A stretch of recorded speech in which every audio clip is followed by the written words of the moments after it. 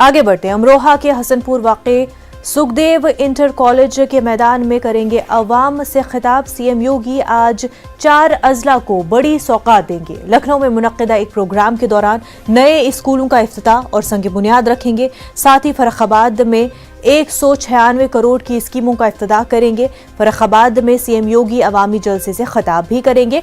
इसके बाद करीब 2:30 बजे अमरोहा में करोड़ों की स्कीमों का संग बुनियाद रखेंगे। बाद में गोरखपुर में शाम 5 बजे 500 करोड़ की स्कीमों का तोहफा देंगे।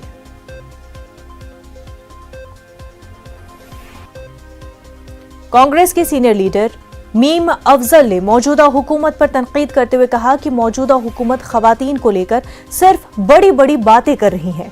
जमीनी हकीकत इसके बिल्कुल बरक्स है।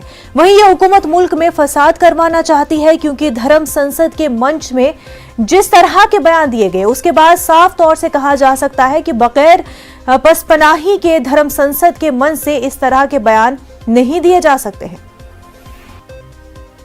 असल मुद्दों पर बात नहीं की। आप मुझे बताइए, प्रधानमंत्री अभी इतनी तकरीरें की, कहीं महंगाई पे एक लफ्ज़ बोले? जेपी नड्डा जी ने महंगाई के बारे में कुछ बोला? औरतों के बारे में बड़ी लंबी लंबी बात करते हैं, जो अत्याचार हो रहे हैं उसके बारे में कुछ नहीं बोलते। और जिस तरह से ध्रुवीकरण कर रहे हैं, कम्युनलिज्म फैलाने का काम कर रहे हैं, बजाय इसके कि देश के माहौल को दुरुस्त करने की कोशिश करें, उसको भड़काने का काम भारतीय जनता पार्टी के तमाम लीडर कर रहे हैं।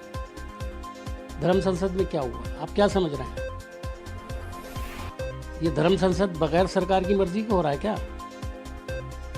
जिस तरह के बयान अभी तेजस्वी सूर्या ने जिस तरह का बयान दिया है, उसका देश में तो जो असर होना है वो तो होना है, लेकिन भारत की छवि पूरे देश, पूरी दुनिया के अंदर कितनी ख़राब हो सकती है इस तरह के बयानों से।